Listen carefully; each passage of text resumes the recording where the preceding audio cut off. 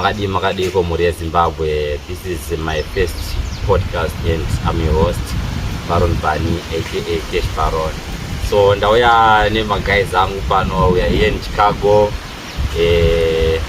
Let them introduce themselves. Then tuvatanyatso pinda mu nyaya yedu yataura pano pa podcast tichikupa Komuri Zimbabwe. I don't know which one Chatanga first, but then okay, let me start with Jamie. How's it Cash Baron? How are you, Mr. Jamie? I'm good. I'm Jamie, former artist. Okay. Now I'm Bossy on the streets, aka named Boshansa JK in the streets. Okay. Yeah. That's all you need to know about me for now. Yes, I walk one Cash Baron. Walk one ex-Vitor. I said to be here and that. Yeah, I should know. Yeah. But then I know the ex-Vitor. That mutaure Zimbabwe say kuti ex-Vitor ni ndiani. Okay, I know the ex-Vitor is an artist from Kwekwe Midlands. Okay. Coming out or blowing up with dope music. What is that? I do my raps. I also do sound engineering. Okay. Yeah, and I'm a political scientist by profession. Oh, okay. It's a graduate in the ex-Vitor now, so we see good a man of many talents and this. Yes, I so to Madama awards they are in same drawing gown. Yes, I so to relate back to fourth JT. Saka Nasi Toino Kumana and they told us their brief background. So tauda vachitu dzamanje kuti iwo vanosvira kuno kuchicago vachita sei and kuno kuchicago mastreets avo vanozofambisa sei and vanoengagewo sei nevanhu bose handikuona kuno kwakanyarara mabroza kuno kwakanyarara hanozi kuti mozofambisa sei ngotiudzaiwo ex-Vitor kuti zvakamira sei motiudze kuti isusu muri yeZimbabwe nesu tese kuti munozvifambisawo sei muri kunoku kune nzvimbo yenyu yakanyarara kunoku pana toenda tobvafunga kuti ndokusvika kuBeverly Hills kaiya yekustates ka ex-Vitor. Let's dive deep into the theme yedu. On a regular day I wake up either. Then ndo na moms wangu ano rana sort of a bottle store, a small bar either. Then here in Chicago. Yeah, here in Chicago. Okay. Then ndo abatsira ku sort of crates just was mainly time inengere kuwonda. Okay. Then vapedza izvozvo I have to come back home. Then do ita breakfast yangu, I take a shower. Okay. Then ndotanga kudi kana ndiri free depends much just because nowadays it's tricky. Okay. No time yacho my days less to be free, but kana ndiri free angogona ngotra pen yangu ndojota 1 or 2 mabars and to feel up I make it happy to at least but then ndadi but otherwise as the day progresses then I have a team wise then ndodinga ne teams rangu which includes the director, photographer. Yeah. Okay. Then name teams in Cash Baron among teams rangu. Then you know how we roll. Yeah, I understand. We do what we do. JK, you there? Yes. So like those are titimbodzwa before we dive deep mune zvavanoiso specialize vakomana ava vanomawanita zvakawanda. So JK, mungatiudza here just a brief of something zvamusvera muchiitawo kuno mundara wakanyarara saka inini still currently in school. Okay. But I run the biggest rabbit in Midlands iri muno muchicago. Okay. So you've got a farm in Chicago here? Yeah, in Chicago. Okay. So sorry msatuenda kure mungautoudza here kuti rough estimate yekuti number dzetsuro dzamunadzo dzingana? so far? We have over 120 rabbits. Okay. Last year, in about 6 months, we did about 500. That's what we call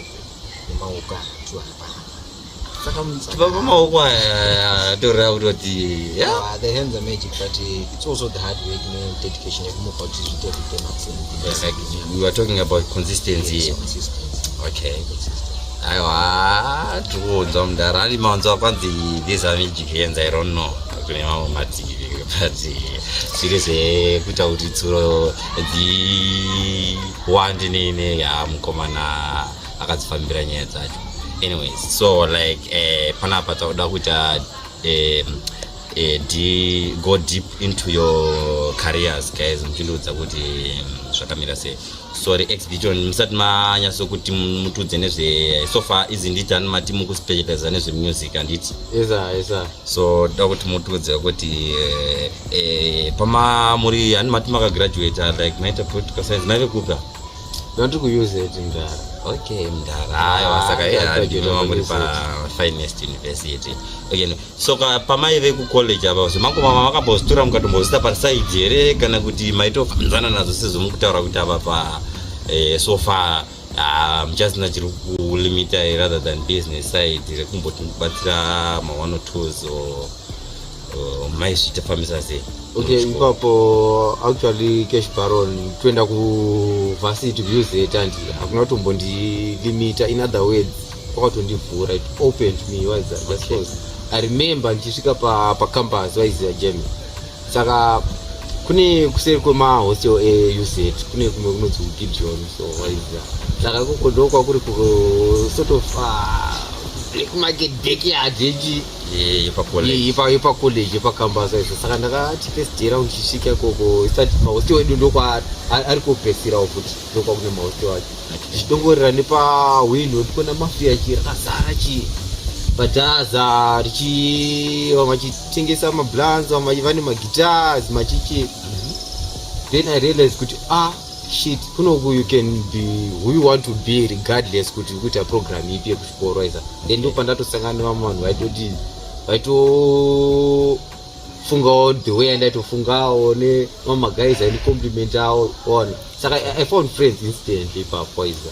Okay.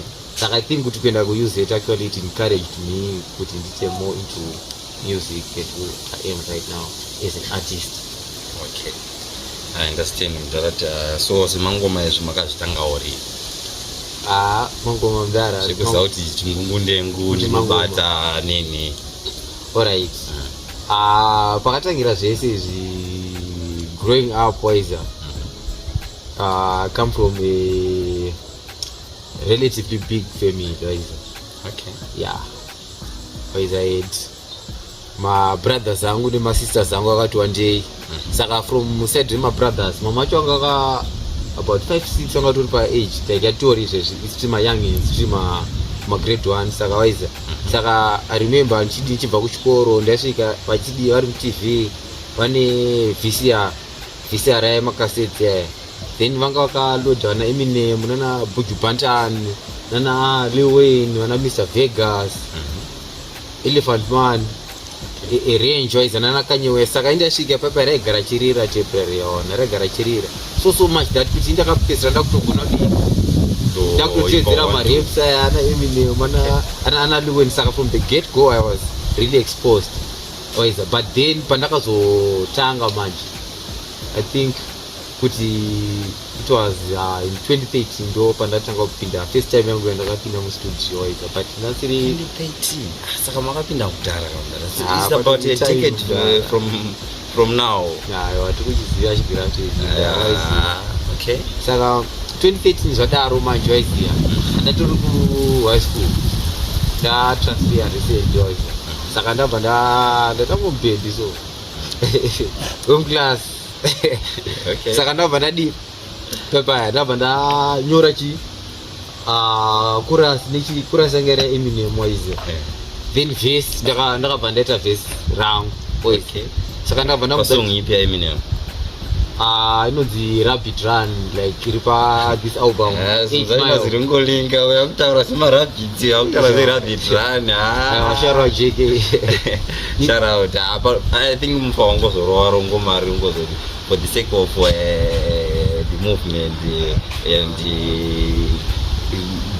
back then uropenderembera business because I understand kuti sokunongolinga. Anyways, you can continue. Saka ndanyora so nyenda kana ndradza mbibvu yawo yakawanda.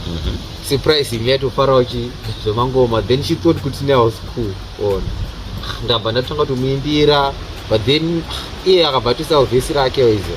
But then pandazodzoka college nangotsvaga best friend yangu anga iripo patanyora. Ndimufesa ire ndabva ndimupedzi no. Patatofoma crew at CXT 2018. Then 60 meaning Chicago extraordinary teenagers and I'm sure you can recall time and who was your best friend? Tinashin yangu T-Boss. Shout out to T-Boss and Maizia. Then papo, but I wasn't really serious I'm not doing which one pick me on, but like I just had a lot of exposure. Like I knew the game was I was a hip hop friend. Saka I just decided which I got to go in Basaka and maybe my songs to summer president.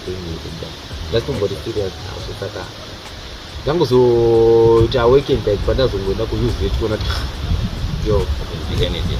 I can do anything. Go in academia at the same time a street person. Yeah. So okay, I want to answer a brief perspective. Sakachitudzeo mdara kuti. So do we have any music right now? Ikudzeo is just a trip on the Zimbabwe kuti izvezvo wakatoti video wakachitoruona vanhu tikwanisa kutotirira nziyenyu here mudari. I'm very much alive this music thing right now. Music business, industry, whatever you can call it. Okay. Yeah, but recently I've gone pro just recently. Ndo pandakatanga kuita official projects, official tracks. Like ndaka drop this visual now. I think mid February, right? Go Getter. Okay, thank you guys. So mufa utongonotarisa Go Getter mtona kuti rakamira sei. Don't forget to subscribe and press the like button. Muchiti comment yenyu kuti yakakosha muchitaura kuti mukomana anonyatsobata here kana kuti amboita zvepolitical science. Anyways, tobva tatiwo tingoti mungopedzera like background kanyu akangopedza muchitudzawo mune inspiration here, any music inspiration or kuti wamungabotiwo mune role model mungati besides zvamamuchitaura kuti muri yenyu something like this and that.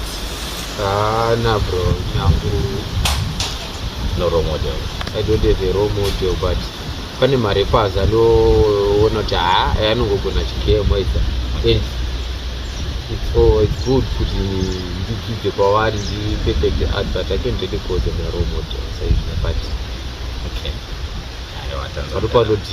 So tisati tapedza nemi tichida kubvunzawo the next question kuna Jamie. Tinoti isusu mudhara Bitoni. Before we close on you, tadangoti mungotiudzawo muchiudza futi mhiri yeZimbabwe kuti vanga expect music yaita sei kana vachisechawo X-Biton as a brand. X-Biton as a brand is a brand really diversified, right? Okay. Although I mainly focus kune hip hop, drill, trap, yeah. But I can also tap into other genres like Afro dance or R&B. Okay. Yeah. So far rekati mbokupa idf mutore babf tichimboenda kuna wakwan brother. You're alive? I'm alive. Exactly. So bro, can you tell us kuti tatangonzwa futi kuti memo you are in school and you are doing a project while in school, so chingotikudzai kuti zviri zvechikoro, what level are you in, and chii chakaita kuti mutangewo zvemarabbits mudhara, and why rabbits precisely? So talked in terms of how I started. Yeah. Mini this whole rabbit thing, I was in grade 7. Yeah. Oh, okay.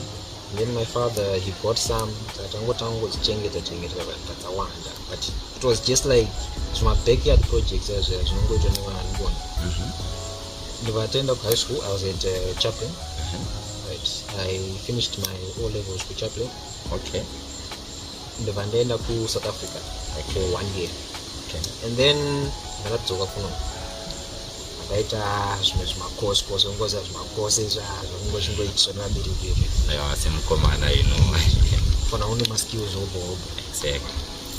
And then my father, he messaged me one day nditori ku-attachment yecourse, and then he said course ile tsuro you can come and you can go and learn kuti uzviita.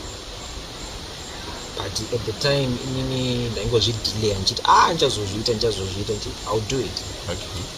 Until ndapedza course yangu ndaenda ndakandoita ndatoona kuti vatori serious vakutondiback in this project is serious. And when was that? This was last year in 2024 April materials here. Okay. Nopazvingatanga. And then saka ndaigara kuHarare at the time.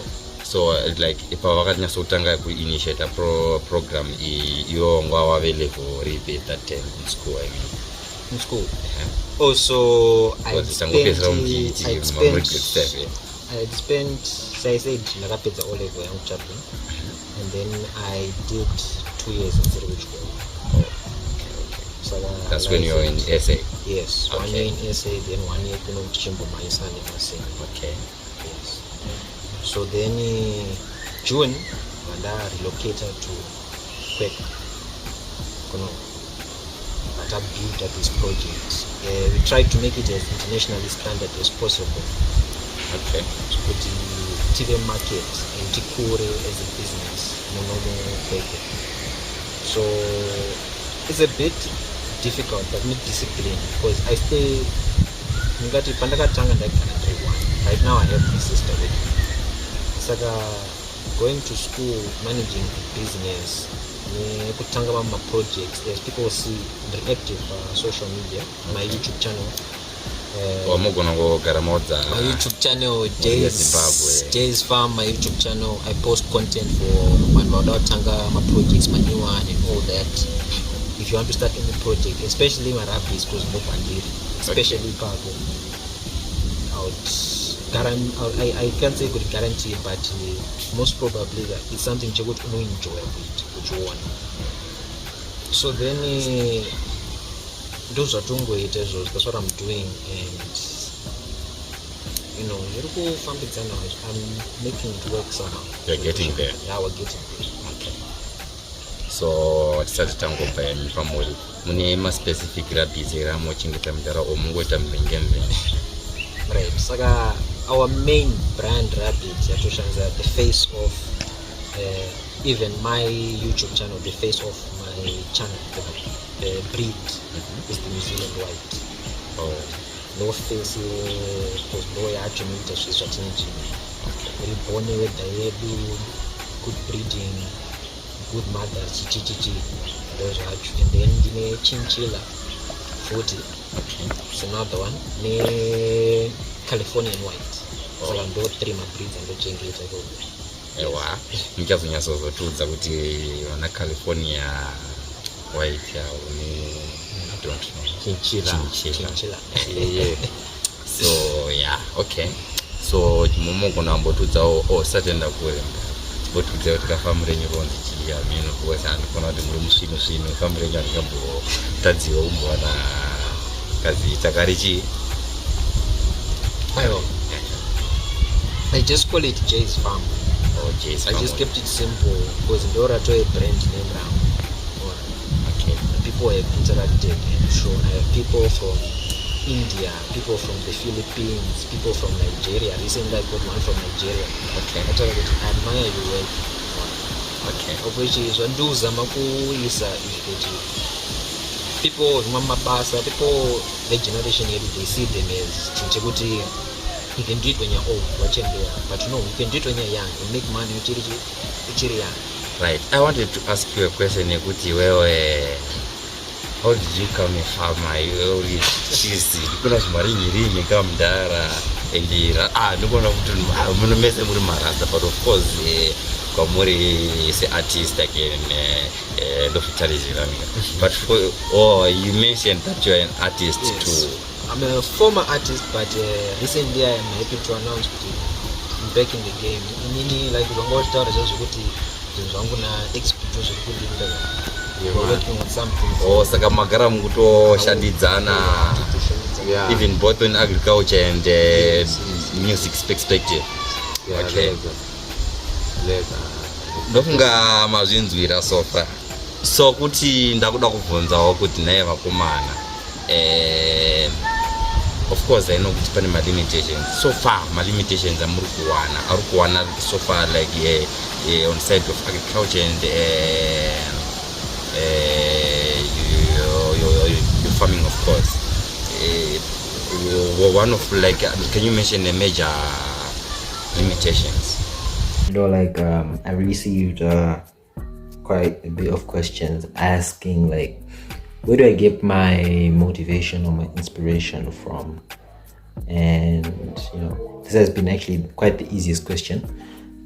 I would say inspiration. I get my inspiration from, I'm sure you guys know these Zim YouTubes. I'm sure you guys are aware of Kundai Chitima. I'm sure you guys are aware of Calvin Briotti.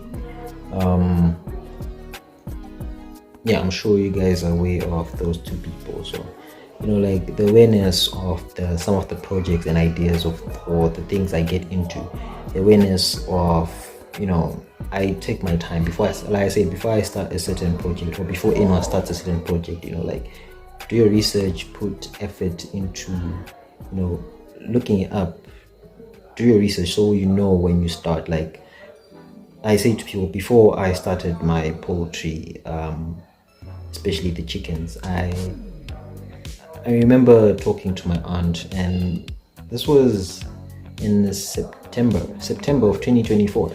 So this is when I told her about the idea, and I did my research, all until I started up the project in January. So I gave myself plenty of time to set a budget, set a limit, look for the type of breeds that I would want to keep. As you guys know, right now I only have one breed, which is the Sasso T Sussex. Right. And for next, I'd say that birds I would actually like to get. I would like the black astrolop. I would like the buff Orpington. I would like the light Sussex. I'd like the Brahma. I'd like all those types. And I also gave you guys ideas of other things I would be planning on keeping.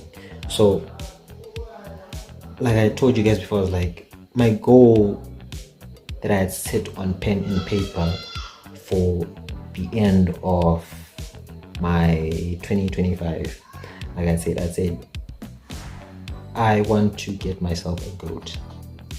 And people, I know when some people heard of me wanting a goat, it was like, but your space, but what. I did consider space, because I wasn't thinking of it as a large project, but I was thinking of, let me get one and learn how to keep one. After I've done my research, let me get one young. I don't buy adults, get them young, and go through the process of raising that thing. Because when you raise, that's when you gain more knowledge and more intel on the bad things that happen, the good things that happen, and then from there onwards, you might never know. By then, maybe if I'd have bought myself a stand or something, or a farm, by then I now know that, okay, if I'm going to do goats, I've done goats before, I have this sort of information. So most So it's not only like it's not, yeah, you have the certain information, but it's not only about information. It's also about putting it into practical work. You also have to do the practical work. You may know a lot about dogs, right? But once you have them on the ground, you might not know how to take care of those dogs. Why? It's because you need practical work. Just like a doctor, you do your books and then eventually you get into the practical work, because practical, that's where it's actually happening. So you have to master that straight up. So like I'm saying to you guys, before you start anything, do your research, put your time into these things. They take time, and hopefully, I just want to put this at the end of the video of, the behind the scenes, because I just want you guys to get an idea of what I'm saying. I hope everybody is having a good time. I hope everybody is putting time and effort into these things. If you're watching my content, then hopefully you're part of the gang. You love farming, you have a passion of farming, and most of the information that you guys want to know, because I know that you guys know me, but you guys know me in a way by that, okay, this guy, he does rabbits, he's big, this, that, that's how it is.